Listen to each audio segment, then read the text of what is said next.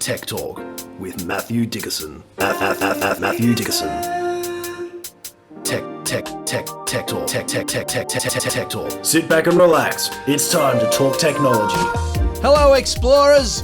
Congratulations on all the amazing groundbreaking discoveries that you've made up to this point. And a special congratulations on landing on firm ground right here at Tech Talk with Matthew Dickerson. In today's episode, we're taking a look at some new Spanish EV farm machinery that may be a game changer in the paddock and on the battlefield. We're going to feed the starving masses with premium salmon grown fresh in a Petri dish, and we'll see how easy it is to extract hydrogen fuel from the deep, deep blue sea. But before we get into that, we probably should get our expert in on the act. Perhaps we should welcome him to the microphone. Welcome the man with all the juicy details, Matthew Dickerson. Well, good morning, good afternoon, good day, wherever you might be, whatever time you might be listening.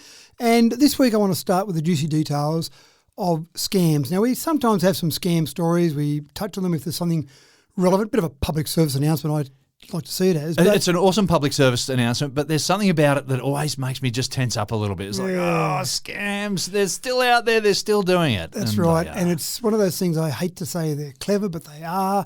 I hate to give them any credit, but gee, they're good at what they do. I just wish they'd turn it to good. But I had the opportunity during the week to do a presentation for a group that wanted some advice and some help on trying to avoid scams. And so I wanted to scare them a bit first before we got into it, because some people go, yeah, I won't fall for that. I'm too smart to fall for that. And it's not about being smart or dumb.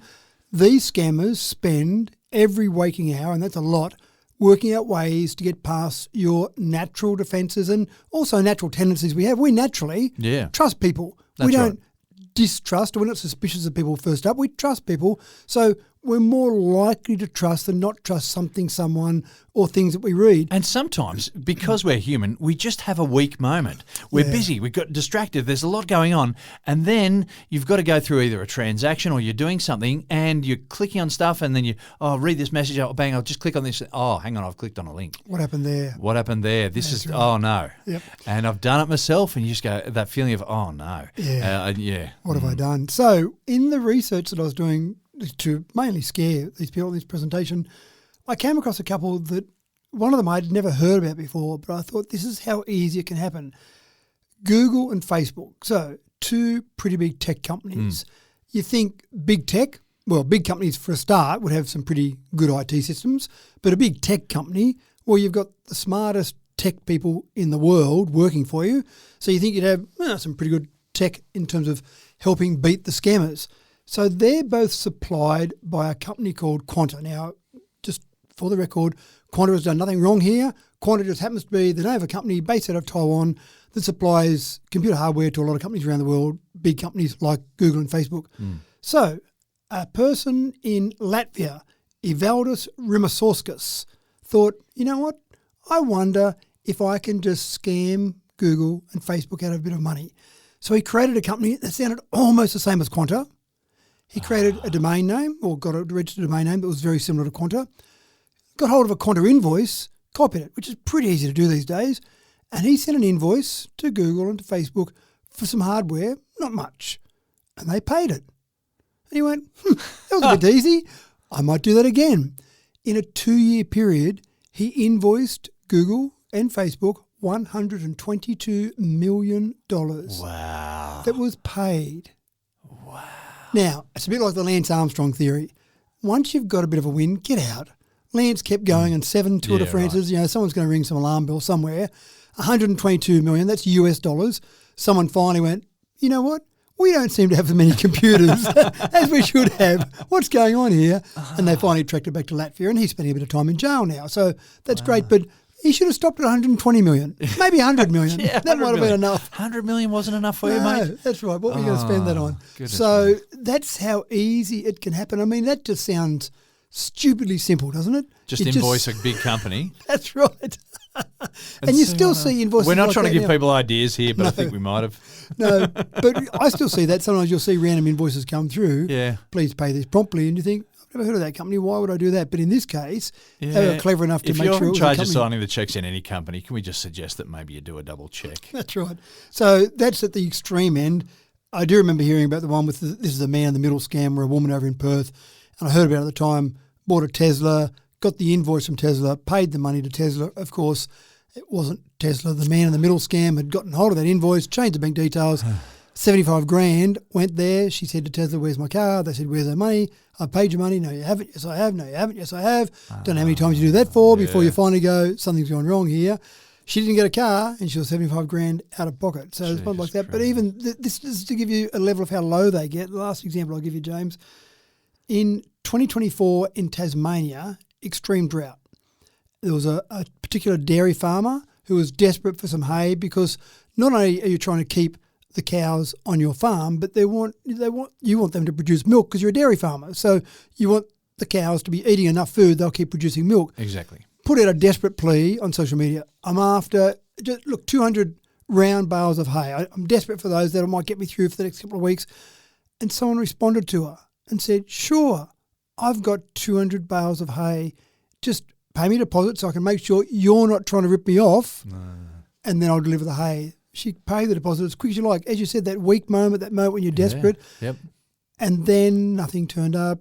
Contacted them again. "Where is it? Sorry, been delayed." Excuse after excuse. And, of course, the hay never turned up, but her deposit was gone. So it put her in a worse state when she was at the lowest cycle in terms of a farmer. So when you're most vulnerable. And that's where I think that gives you an idea, doesn't it, of just the level you've got with some of these scammers, that they're happy to take advantage of that. So, so keep being on the lookout, keep being alert. The world needs more alerts, as I used to say. But the bottom line is that you just got to be vigilant. I won't go through all the steps. I actually thought when I was doing this research, I thought we could do an entire episode on avoiding scams, but it feels too depressing to do that. You have to update that in another couple of weeks anyway. That's right. So we'll keeping people up to date as and when it's needed. But for the moment, just be vigilant and just be aware that some of the people out there, they're not very nice, James. Unfortunately not. Okay, folks, if we don't get this party started, we'll be fielding complaints till next Sunday, and nobody wants that. So, here we go. First story. The humdinger staple of big showy community events, the feature event, the fan favourite since the 3rd century Han dynasty. It's the fireworks display, folks, and ladies and gentlemen, it may actually be on its way out. Move over the boom crash opera of fireworks celebrations. Drone shows are now taking the world by storm, and the neighbourhood dogs are passing on their gratitude, Matt. Now, I need to ask a personal question that I'll only share with you and I and our listeners. Okay. Do you like fireworks? I love fireworks. Do you? And I love the smell of fireworks too. However, I think, we try to go bigger and bigger and bigger and bigger and bigger. After a while, there's so much smoke in the air. That diminishes the firework display. You can't see them through the smoke. If only the smoke was gone. Yeah, so I think there's a ceiling to how big your fireworks display can be. And you are right. They have to get bigger than last year because what do? You compare them to last year. Well, they're not as good as last year. Oh, they're better than last year because I think New Year's Eve in Sydney, and I'm sure it's bigger around the world, but in Sydney, I think it was over $6 million they spent on New Year's Eve fireworks for this year. Imagine if you could have fireworks that you could reuse. Hang on, that sounds like drones. But hang on, you asked me the question about fireworks. How about you? Do you like fireworks? No, I'm over them. You're over them? I'm over them. Oh, well, you're not in charge of any organising any fireworks display in the future, are you? I look at them Unless and I go... you're going to buy a whole bunch of drones. Well, maybe, but I look up in the sky and I go, look at that. There's some strontium being burnt in the air or a bit of barium or sodium. Yeah. So, wow. I like it. I've seen that before. We do flame tests in the chemistry lab, and that's exciting for me. Well, that's probably true. and that's good because that's how they produce them. Of course, you've got a fair bit of complication in fireworks. You've got the lift charge, the gunpowder, the smoke that you often see. Yep. And then you've typically got a time delay fuse. And then you've got the burst charge, which ignites the various things. So strontium gives you the red, barium would give you the green, sodium would probably be yellow, copper blue, calcium orange, maybe a bit of magnesium if you want something really white. Yeah. So it seems like we're just wasting all these various metals and substances. And of course, you've got the stars, which have got the small pellets of all these. So there's a whole range of things that go into fireworks. It's quite complicated. Cool. That's cool with a triple O. Well, I'm actually loving the idea of drones, and this is where we're headed now. You've got drones being used for displays. Now, the biggest one so far was back in China in October 2023. 10,200 drones in a synchronized display of magic. Now, I didn't stand there at that one, but can you imagine the noise, the buzz of one drone is interesting. The buzz of 10,200 drones would have been fascinating. But they're quite fascinating how they do it. And there's getting to the stage now that you can just go and hire a drone company to do a display for you at weddings, parties, celebrations, whatever it might be. Just what the heck? On a Saturday afternoon, you want to do something that night, go and get a drone company to do a display. That's amazing. They're typically not putting 10,200 drones in the air, but often maybe 100, 150, maybe a couple of hundred, maybe 500, and it's not too expensive. And they can work some real magic, as you say. They can. So typically half a metre apart. Now, I'm interested in that because when you've got something that's only half a metre away from something else relying on the wind and the air around it, and then you've got something that's moving that air because it's staying in the air, suspended in the air, then that's going to have to affect the drone that's just below it.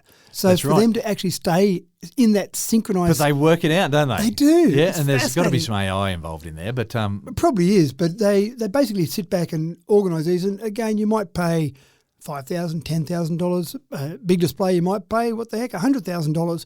But it seems like it's cheaper to me than a fireworks display. less smoke. Less smoke, definitely. Got to be better for the environment, not wasting so many resources. Doesn't have the smell of cordite. Could they maybe sell little packets of cordite that you could smell Just while sniff- you watch the drone show? Just stick it up your nose, you reckon? I mean, I have seen one where they try and do a combo, and I'm not sure about this one, Ooh. where they send the drone off, do a bit of a display, and then they have a small amount of fireworks on the drone. They don't try to shoot down the drones with fireworks. Maybe No, they could do that okay. as well. But it is quite fascinating. So when you want to have some sort of celebration and you're thinking about fireworks, go and see if there's a company near you that does a drone display. More Well, and it's more going to take happening. off, isn't it? Oh, definitely. Excuse the bad pun. But you've got ones now. I saw one. There was a Star Wars themed lightsaber battle. So you had drones in a lightsaber battle. There was a wedding I saw where it was a baseball player marrying, I don't know what she did, but essentially they had a baseball bat with a wedding ring coming off the end of the baseball bat. So you can be pretty creative, even more so than fireworks. Fireworks, they get pretty clever in what they do when they send it up and then bring out a shape. But drones, you can do a whole bunch of really cool there's stuff. a lot more spectrum of stuff that you can do with them, surely. So about 25 minutes is about how long the drones will fly for, and you'd want to have a bit of safety margin because you probably don't want to be standing under 150 drones dropping down at the end of the party. 10 metres per second they'll fly out, and as I mentioned, half a metre apart. Obviously, they're using GPS to keep them in their position very accurately. And I know just with the drone that I've played with, when I just send it up and I do a video, I look at that and I watch the video afterwards and I think, that looks so still. It's almost like I've got this 100-metre tripod that I sat the drone on. So they're very clever at just making micro adjustments of their propellers to keep them in exactly the right spot. So, but that's one drone, not hundreds of drones. Well, I wonder, how 10,000 drones might affect the neighbourhood of dogs. Because I know that my dog, if he hears fireworks from where we are, 500 kilometres west of Sydney, if they're setting him off at the Royal Easter Show, then my dog's going to complain. Well, this is actually all about being good for the environment and good for pets as well, obviously, James. So you're right, pets So get I a hope bit the scared. drones are okay with the dogs. Well, I'm sure they're going to be better because there's the loud explosion, I think, which sets the dogs off. So anyway, keep an eye out for it. Go and have a look at that for the next celebration you're putting on, and don't get me to do the fireworks.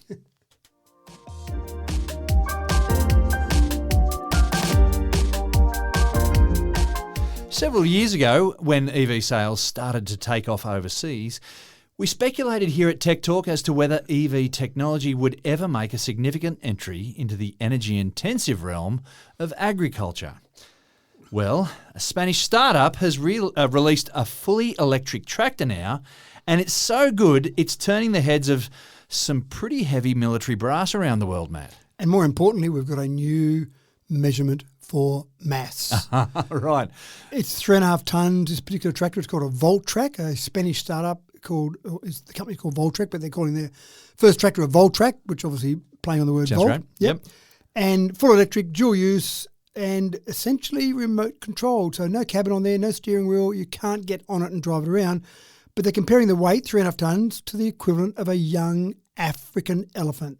So there's our new SI unit, young African elephants. African elephant, as opposed to the older ones, which can be used to describe other things. Well, maybe that's the Voltrac with implements is the old African elephant. And so... Sorry, so how many young African elephants is this one? Only one, but I don't know what young is because elephants live to a fair age. So is young 3 months old, 3 years old, 10 years old? I don't know. But that's what they're saying, a young African elephant. So I haven't heard that one as an SI unit before. So there's a new one to measure But it's mass. here, right, It's okay. here.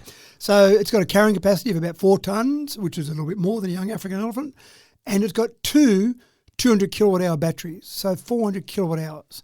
Now, so it's an interchangeable battery. they seem to be the idea is to pop them on and off. But the good part about that is that you'll see a tractor, some of the smaller tractors with the larger wheels at the back, smaller at the front, as opposed to the ones that have got all the wheels the same size. And you'll often see a counterweight on the front. And I've often thought, doesn't that make sense to have an electric tractor? Because you've got all that weight in batteries, whack that down the bottom of the tractor, there's your counterweight. You don't need to put extra weight on the front just for the sake of keeping the front wheels on the ground. So a 200 kilowatt hour battery would probably have around about 800 kilograms to a tonne in weight. So you put a couple of those on, there's half the weight of your tractor alone in battery. It's got a operation time of up to 20 hours. Now, it's interesting you rate this not in range because you don't really care if you can do 200 kilometres on your tractor. It's more how long can you work it. Because you're probably not driving 200 kilometres in the tractor out to the back of your paddock. That's right. You're not going 100 kilometres an hour. In fact, you're this only measuring has a top, it in hours. top speed of 39 kilometres an hour, so you're going to go for a while on that.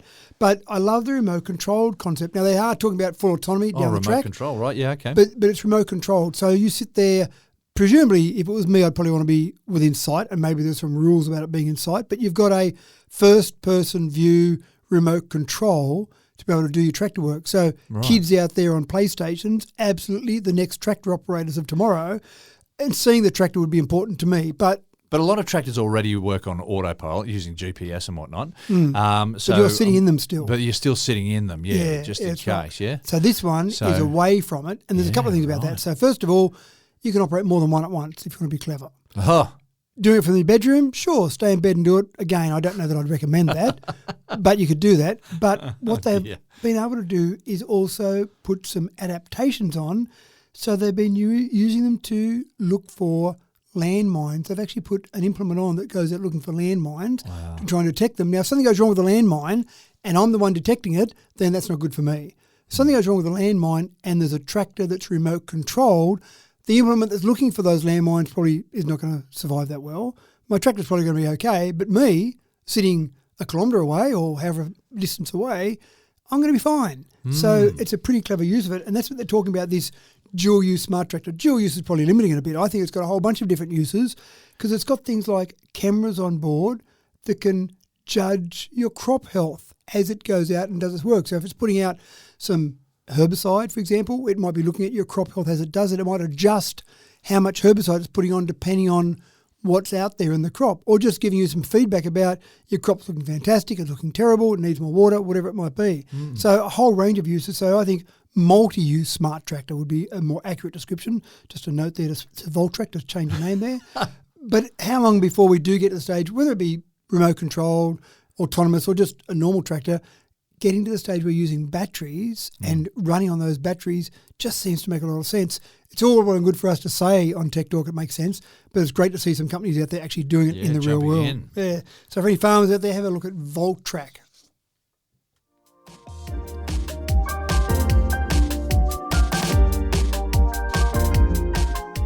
The fight to keep our population very healthy it's a billion-dollar business. And prevention is so much better than cure. So in the battle for good health, early warnings are essential for longevity. And Matt, you've got some good news about some new tech that's a breath-based, I'm going to say this is a bit of a tongue twister, breath-based breakthrough. Good work. Now, the first thing I thought of when I saw this was, is it real? Because I thought of Elizabeth Holmes, Theranos, a couple of drops of blood, we can detect hundreds of different things. Yeah. And I just wondered, is this another one? Because it sounded too good to be true. Yeah. A breath test to detect a whole bunch of stuff. But then I thought, hold on, we get pulled over on the side of the road and we breathe or talk into a device and it tells the policeman straight away whether we've got a certain, not just whether we're drunk or not, a certain level. It will give you a level of blood alcohol just from our breath. I went, well, if that works and we've trusted that. And then I looked at that. The first drunkometer, as it was called, was released in 1941. So we've had the ability to detect something on our breath for a long time. Dr. Roller Hager came up with the drunkometer. I'm not sure what the use of the drunkometer in 1941 was. Maybe a bit of fun with friends. Let's see how drunk you are, James. Competition. But in 1976, Victoria brought in random breath testing. In 1982, New South Wales brought in random breath testing. So we've relied on that for over 40 years for something and no one questions it. If you pull over, breathe into this, okay, you look fine, keep going. Hold on, is this technology any good? We all trust that. So using our breath to detect things is not new, but using it to detect a whole range of extra things definitely is new. So this portable device is called ABLE, Airborne Biomarker Localization Engine. I know they're serious because they've got an acronym. You know someone's going well when they've got an acronym. They've taken the time out to get an acronym together. That's right. You know they're serious about it. There was a focus team that spent a couple of weeks doing that. It can detect various health markers. So, for example, it can detect viruses, bacteria, glucose, inflammatory markers. One of the things that I thought was great. Diverse collection of things. It is. Glucose levels. Now, we've talked about continuous glucose monitoring, CGMs, which are fantastic, but having diabetes and having to prick your finger on a regular basis, maybe daily, to check your blood sugar level is not a lot of fun, I'd imagine. And you would only recommend that for someone who's at high risk. But this sounds like something, if you're checking for a list of things, if it becomes sort of priced at a reasonable price, people might be picking these things up and just checking to see what their blood glucose is. Yeah. To hit the mark before they actually come down with diabetes too. That's right, monitor their health. So Type 2 diabetes. Picking up blood sugar levels, picking up viruses. I mean, how many of us love the idea during COVID of sticking something up our nose, scrape it around, make sure you stick it right up there. Love it. Like, this is going to be better than that. So being able to pick up various viruses, bacteria, as I said, glucose before, and it came about from a particular doctor who worked in a neonatal intensive care unit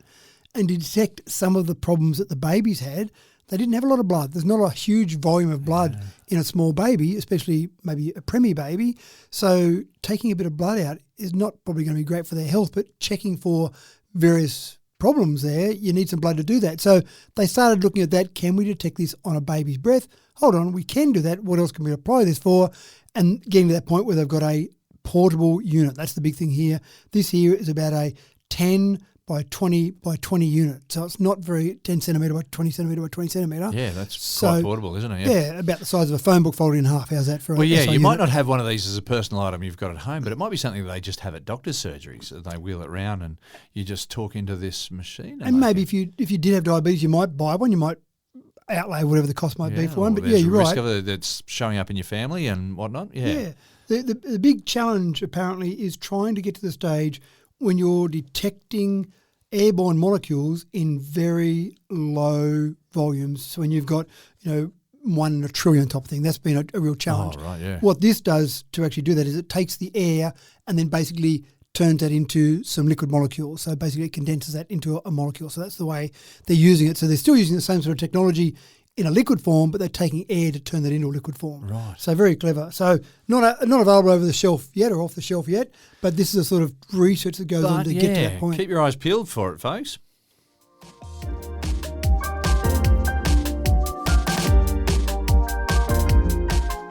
Feeding a greedy population that's hurtling towards an insatiable 9 billion is going to be a bigger and bigger problem than most people even want to think about. So, our need to become clever about sourcing fresh food is going to become more and more pressing, particularly in light of environmental stresses like overfishing, for example. So, Matt, lab-grown salmon meat is likely to become part of a broader solution. Yeah, now we've talked about lab-grown meat before and some of the developments that's been going on for the last couple of years. This is the first one where the FDA in America, US Food and Drug Administration, has approved fish for public consumption. So it's gone okay-ish so far with meat, and there are restaurants out there serving lab-grown meat as we speak. Still quite expensive from what I gather. I just wonder if they're able to generate this one for a little bit cheaper. But anyway, yeah. Well, I think it's still expensive, but your point is absolutely valid that we've got a lot of people to feed. So you might still choose meat grown in traditional methods because it's cheaper or you like the taste of it or you like the idea, but there are some places in the world that just can't get that meat. So if you could grow it in a lab, forget about being cheaper or dearer, just being able to buy it in the first place. And I think fishing is going to happen. We've got the fishing boats that head out into the open waters. We've also got fish farms. They will still exist, and I don't see anything like this taking over. No. But the wonderful thing about this is that you're only supplying it with the exact resources that you need to grow that amount of meat without any waste at all. So you're exactly right. They harvest some live cells from Pacific salmon, And once they take those, they cultivate those in bioreactors. They put exactly, as you said, the various nutrients, just the nutrients you need, the right temperature, just the right temperature. So you're putting the perfect conditions in place to effectively grow these salmon. Just the muscle without any bone, without any lungs for fish. Sorry, without any gills or heart or liver or anything else that goes into it. And also fish, in making that meat, they'll have waste, so they're excreting waste out of their body as well. And they've got to move around. You need energy to move around. So Bingo. all of that is gone. Yeah. So you're just taking what you need and growing that. Now, what's interesting, a couple of things there I find interesting is the first is they can actually produce it to look identical because you're growing it in a lab. So they're using this typically in raw fish. So it's got those flakes sort of layers that are in the salmon as well. You can make it basically however you want it to be. Yeah, right. In general terms, but it's identical. So each time it's not as if you go, oh, that fish, I'll have that one over there, that looks better than that one there. Oh, wow. You can say, I'll have that one, which is identical to all those. And again, they're using it in sushi. So the idea is make it look really good. I wonder if they do that with tuna and particularly things like bluefin tuna and whatnot. Yeah. Well, how that might change the market in Japan even. You know? Why not? I just think this opens up an enormous list of possibilities. Now, what's interesting as well is that even though the FDA has approved this and said this is safe for public consumption, there are 8 states in the US who ban lab-grown meats. Now, they've said nothing about lab-grown fish, but obviously it's very new. So are they about to say they're out the door as well? Yeah, I wonder what the reasoning is for banning it. They may be the same states that anyway. don't like vaccinations, who knows? But yeah, quite fascinating. So, and I look at also, we've mentioned this before, I wonder how vegans would feel about that. I mean, the fish that you have taken the stem cells from may still be swimming around, although after a while, that fish is probably going to die, but there's no reason to kill the fish. You take a couple of cells, and from those couple of cells you can grow some more cells, which you can then use to seed other Petri dishes. There's no reason why you would have to say that the fish has been harmed in any way, other than to take a couple of cells. That's right. Just as if we might take some cells from a human.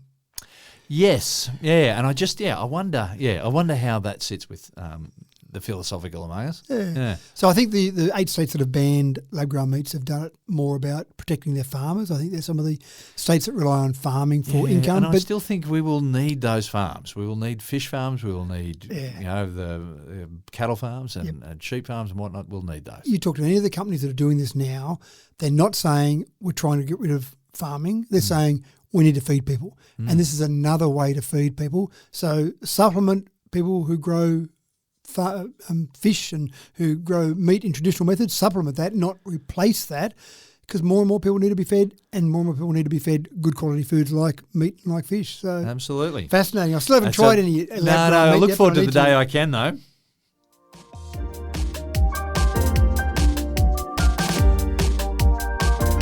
Smart rings are becoming a bigger and bigger thing these days. Matt, what does the Ultrahuman Ring Air bring to the table above all the others? Well, it doesn't necessarily bring extra things, but it brings availability. It's reasonably priced. It's able to be used with both the Apple iOS and the Android operating system, so it's universal. And it's pretty impressive in what it does. Heart rate, skin temperature, blood oxygen from your finger. That's interesting. That's just fascinating. Your movement, your sleep quality, about 4 days battery life. Now, that alone is amazing. Yeah, right. When you've got a ring, you think about a ring, and it's a bit thicker than a normal ring, but you've got a ring that's got a battery built into it and enough capability to send information after it's detected that to your nearby phone. You think, that's pretty impressive. I'm pretty impressed with that. Now, again, it's designed to be low power because your phone's typically near you on your body, but I think we're just going to find more and more information. Some people I have noted and I have read about where they're worried about a bit of a data overload. People are trying to track so many things in there. I can't go for a run today because I've got to be busy tracking all my metrics about what my body's doing. So that is a concern that you're looking at so many different things, but surely it's got to make us healthier and more informed about our bodies. And I always say to people, when you go to the doctor, tell them what you know. don't base it on Dr. Google, but tell them what you know about your body, because you know your body better than the doctor. Now, the doctor use their expertise to analyse that, but tell them as much as you know. If you're wearing your ring and you go, it's really weird, doc, when I get up in the morning, I look at my heart rate, it's really high in the morning, but then it settles down. That might indicate something. So with all that extra information, surely, I don't know how doctors feel about it when someone walks in and says, here's a graph of my body over the last week. Can you interpret all this for me right now and get it right? How long before Matthew Dickinson gets himself a smart ring? Well, look, It's got to match all the rest of your bling. I've got to be careful. I do use iPhones. I'm not saying that iPhones are better than Android phones, and I'm happy to talk about both. But I probably would, like the Galaxy Ring, if I used a Galaxy phone, I'd have one. Yeah. Or Samsung phone. This here, the fact that it's universal, that's when I read this article, I went, you know what, maybe it's time to get a ring because I like the concept. It's pretty cool. So there you go. monitoring those things. So, yeah, thank you for the challenge. I've got to go. Christmas 2025, Yeah, perhaps. that's right. Just start dropping hints around the Dickinson household. My kids never know what to get me. So, yeah, these are quite good. And again, it might be something you try it out and it doesn't work quite perfectly. And then finally, someone comes out with one that's specifically designed for the Apple ecosystem, and that'll probably be more tempting for Apple users. But yeah, look, I think they're good fun, and I think they're quite fascinating in what they can deliver.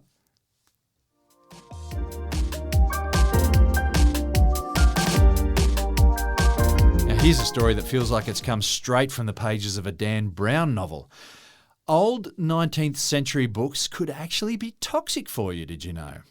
If you're a bit suspicious about your prized first edition H.G. Wells that's sitting on your shelf, then you've got every reason to be, apparently. When the Da Vinci Code meets the name of the rose, Matt, it may be time to enlist some 21st century protection. I like the combo there. Did you remember that movie? It had Christian Slater and Sean Connery in it. It had a bunch of monks who were poisoning each other with ink and stuff. Yeah. So people find some strange ways to poison each other, don't they? Yeah. A whole range of different things. But they weren't meaning to poison people with this. No. When they wanted this vibrant emerald green colour, they worked out things that you could mix together. So they worked out you could mix mercury sometimes, chrome, arsenic maybe. So let's mix it. Oh, look at that. That's a pretty colour. Let's use that. So they use these things on wallpaper. Probably not great to be walking around breathing things that are coming off your wallpaper all the time. Toys, confectionery. Oh, I like that green lolly. I'll have one of those things. So quite fascinating. But they also used it in bookbinding. So those green, and I've seen them. I've been in museums where you've got these beautiful old green books. Oh, look, we used to live, have holidays in an old fishing hut, and the bookshelf I can remember all these books and a lot of brown-covered books, but I'm sure there were some green-covered books there too. So, and, that green pigment is typically a toxic green pigment. And if you're handling that on a regular basis, you're probably getting some low-level arsenic poisoning. You're not going to die from it, but you're going to have things like maybe liver and kidney damage. You might have some skin changes. Your colour of your skin might change a bit. You might even get some red and white blood cells being reduced. Don't lick the covers of books, people. Covers, that's right. So this is all a problem.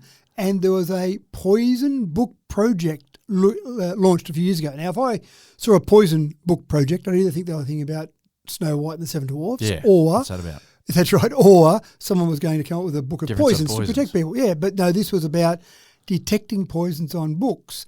And what they found was, so there were some books in the National Library of France they found were definitely poisonous, so they withdrew those. But then they thought, we need to have a way of looking for these poison books without destroying them. These are fantastic old historical books. We don't want to destroy them, but how do we detect what's on them? So they came up with this process where they built a small portable device and essentially worked out the spectral signature for arsenic-laced green covers. And then using some visible green and infrared light to scan book covers, it basically gave them back the spectrometry, if you like, of what was actually a poisonous book. We've been using spectrometry for quite a while now. In fact, I'm thinking Johannes Balmer was using it in the late 1800s. So we've known about spectrometry for a while, and we use it to actually interpret stars and information from stars in particular. But, I mean, stars are just sending light that is coming from particular elements. So each element has got its its spectral signature. And so we're now using it in a very novel sort of a way. Yeah, that's right. And having pardon the pun. having that ability to look at the spectral signature, if you like, of a arsenic-laced book cover. So once you've got that signature, you can then devise a little scanner that will just look at book covers and say, that's fine. Oh, this one's not fine. Yeah. Let's do something with it. So that's now a project going on across the world, looking for some of these old, beautiful historic books. They're looking at collections at the moment as we speak at St Andrews, the National Library of Scotland. So they're looking at various books and saying, what are we going to do with these? Once you've got them, then presumably the thing to do would be to somehow seal the cover. So you can still look at that book, still have it as part of your collection, but not poison people while they're reading the books. Yeah, so quite fascinating bit of technology and use of technology, to say some common technology. Very cool indeed.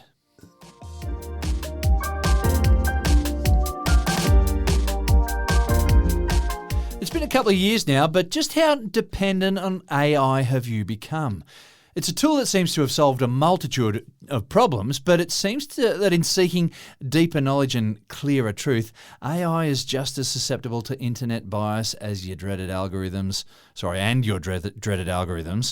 as any other mode of internet use. Matt, we're only going to be fed what we want to hear, it seems. Is the internet just making us dumber and dumber? Or making us more biased, perhaps. Yeah. We kind of have a basic understanding of the echo chamber, as we call it. We start looking for something and then we get a story that feeds our belief. And so we look at that one, which gives us another story which feeds our belief. Yeah. And so then we believe that everyone believes the thing that we believe in a very biased way. Now, it doesn't encourage deeper thinking, critical thinking, does critical thinking. It doesn't encourage critical thinking at all. But we've always thought, myself absolutely thought, that the way you ended up at the bottom of this echo chamber was by getting one bit of information, one story, one article, and then looking at that, which then fed you more along those same lines.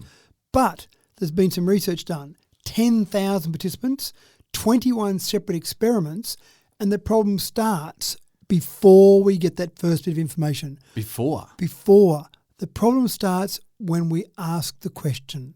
The problem starts when we type the first How we search. ask the question. Absolutely right. So they conducted these experiments and they said, for example, if you said, is coffee healthy or is coffee bad for you, you got a whole range of different articles. So if you are firmly of the belief that coffee is really good for you, is coffee healthy for you or good for you, you'd get all these articles and then you'd keep reading those articles, which would then go down that echo chamber. Yeah. If you said, how bad is coffee for you, then you get articles about coffee being bad for you. And then you'd go down that little rabbit hole or that echo chamber. So asking a question in an unbiased way is the challenge. Or at least maybe asking a question that might foster the opposing view. Maybe. So unbiased is different to sort of having the opposite bias, I guess. Counter-argument, yeah. Yeah, because I was just going to say that, with the algorithms that my social media is reading these days, it just feeds me all flat earth and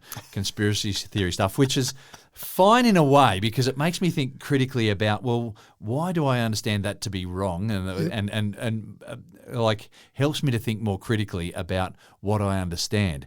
However, it also drags me down a rabbit hole and it's exhausting. So the researchers have coined a term called the narrow search effect. So in other words, you're actually getting an initial search that's quite narrow, which then feeds what you believe anyway. Yeah, right. And they've tested it with Google, with ChatGPT, with some customized AI. So it didn't matter of those 10,000 participants what those different participants did, the different experiments, what they did. It didn't matter the search engine or the AI tool that was used. And it makes sense. You think about it. If you say, is coffee healthy for you, then you're going out looking for articles about coffee and healthy. They're your key words in that. So you're looking for those articles. So I think the real challenge for our listeners is to do that, to do exactly what you said, ask the opposite question. If you think coffee's healthy for you, I'll ask, is coffee bad for me? And then in what ways is coffee bad for me? Yeah, that's right. Or what are the health effects of coffee? And trying to ask it in either the opposite or an unbiased way. If you're in a courtroom or maybe a TV courtroom, they might term it leading the witness, asking a question that might lead it. So, did you in fact see Billy Bloggs commit this murder? Or no, you're almost giving them the answer in the question. And I think that's the thing with some of these search engines. You're almost giving the answer that you want in asking the question. So quite fascinating and trying to get to that stage where you don't have natural confirmation bias. We all know that, we see that red car, we think everyone's driving a red car because we own a red car. That sort of confirmation bias is fairly well understood. But how do we stop ourselves from doing it? How do we stop ourselves That's from the tricky being thing biased? because, when you're just looking for a quick answer, it takes some decent training to be so objective about something. And so for the quick answer, we just and think about so many searches that you've done in the last week or two that we ask questions to feed the beast. Correct. Now, when they did this experiment, they ended up terming this thing, we talked about narrow search, but they had people in a cognitive echo chamber. And in doing that, they effectively found that trying to get people to change their opinions, to have a different viewpoint after doing a normal search didn't happen because you were fed the same information. Then they got someone else to frame the question for someone that they knew had a certain belief, and people actually were more open to different ideas once they were presented different views there. So trying to get someone that thinks the opposite to you, or just try and teach yourself away. Well, and also just trying to keep an open mind about things, but not so open that that your brains fall out. Yeah. Anyway, just before we move on, I just want everyone to know that coffee is just good for you, particularly first thing in the morning. At least it's just good for me, I should say. That's right. And you've confirmed that by doing research on it? Just my feels.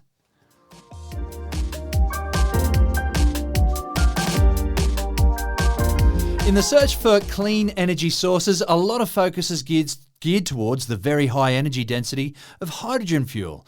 The difficult part is, though, in the excessive energy requirements of producing said hydrogen fuel.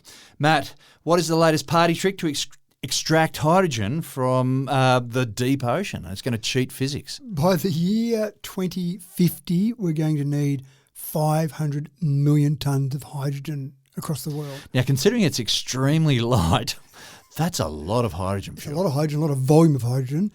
But luckily, we've got a good source of hydrogen in water, in H2O. In the past, though, electrolysis has consumed about 9 litres of fresh water per kilogram of hydrogen produced. So that's a lot. That's a lot of fresh water That's too. right. And a lot of energy that you need to actually do that. Yeah. So some researchers at the University of Sharjah have got a scalable method to extract hydrogen directly from seawater, which is much better because we've got a lot more of that than we have of fresh water. Yeah. And we want fresh water to drink. So let's do that. And cook with, and we've got to wash with it. We need fresh water for so many things. That's right. Stop taking hydrogen from it. Go and use seawater. Now, one of the things I think that's going to be absolutely essential, we've talked about it before, sure, light vehicles, driving our car from places around the city and a couple of hundred kilometres away, having a battery in it, fantastic. When you start using batteries for long-haul trucks, long-haul shipping, etc., I don't know that batteries are going to be the solution. Hydrogen, I think, will be the solution for that long-haul transport, but that means you've got to produce the hydrogen, and we want to produce it in a clean way, otherwise it kind of defeats the purpose of producing the hydrogen in a dirty way. Exactly. So this process basically doesn't require desalination, doesn't require chemical additives. They've basically got a process where you can put electricity through electrodes set up in a certain way where you can produce a constant stream of hydrogen at a efficiency rate of 98%. So in other words, the amount of energy that's being put into the system and what you'll produce in terms of the hydrogen capabilities is 98%. You're always going to lose something. Yeah. 98% is not too Not bad. too bad. Obviously, all of this relies on making sure you've got your electricity coming in produced in a renewable way. It defeats the whole purpose if you're burning coal to produce hydrogen this way. The whole concept of this was to produce hydrogen in some arid, sun-rich coastal regions because you've got sun and you've got ocean. Let's go and produce hydrogen. So one of the things I think fascinating about the whole new world economy we've got is even though there might be places where they say, oh no, this is bad because we have oil or we have coal, what's going to happen to our area? There's going to be needs for other things. And here's a perfect example. You might have some coastal region that maybe hasn't been going that well from an economic point of view. Next thing you know, they've got hydrogen being produced from there. So it creates a whole other industry. When some industries shut down, other ones are going to start up. And this is a perfect example of that. So being able to produce hydrogen at scale from seawater with renewable energy is the holy grail of hydrogen and long-haul transport. So I think this is going to be a big thing going forward. Bring it on. Yeah, and great to see researchers doing some of the great work we're going to need for commercial applications.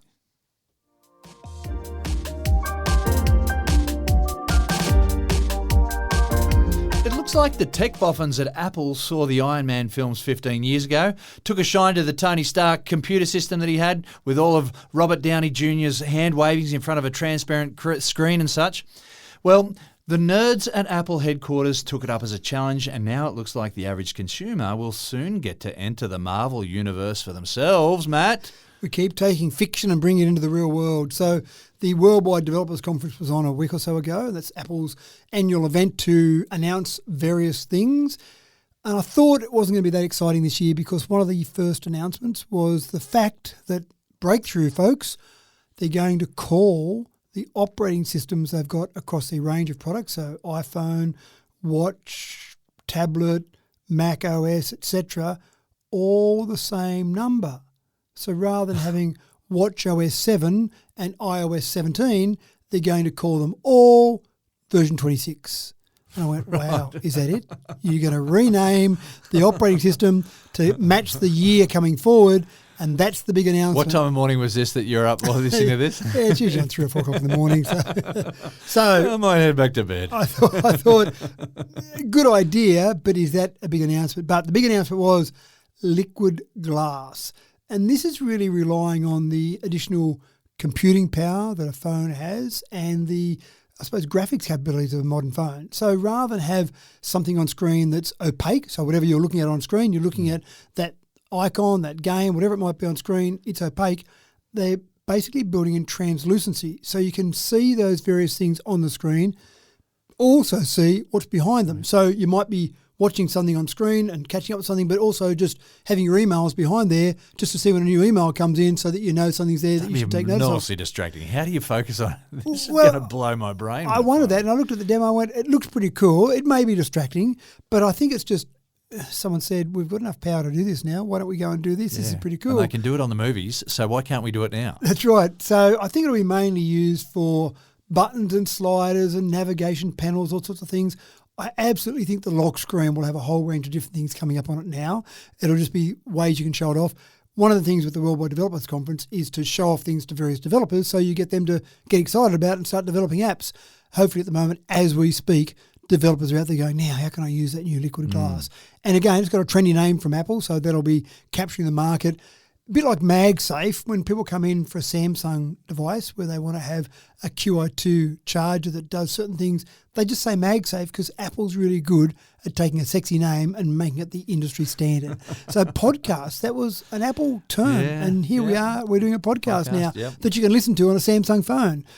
But liquid glass, I think, is something they hope will take off, and I think it will, but really it's probably one of those things where you'll look at it now, you go, that's cool, and in a year or two's time, it'll just be par for the course standard things like we've got with various other features. The other one, they had a few new fitness concepts. Workout Buddy is one, a vocal fitness coach powered by AI. So I don't know how I feel about that. Someone that's AI telling me to work harder, to push it harder, to sweat harder, stop being such a bludger, stop being so fat and lazy. After you, mate. That's right. You show us what you can do. So anyway, Worldwide Developers Conference, check it out. It's usually the things that will come out in the latest iOS that will come out typically around September. So you get a bit of a sneak preview of what's coming next.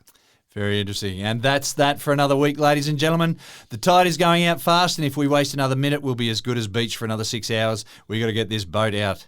So thanks for another cracking tech talk, Matt. I'm going to look up what shares I can buy in drone displays, not fireworks companies now, to see which drone companies are going to take over the world from fireworks. Well, I've got a taste for sushi. I'm going to see what's been baking down at the local lab. That's right. Thanks for tuning into another freshly squeezed episode of Tech Talk with Matthew Dickerson. Remember, 9 out of 10 listeners agree that Tech Talk is great with breakfast, as an aperitif, before dinner, or even as a late night treat. I'm James Eddy, and it has been a pleasure to host this cosy little podcast each week.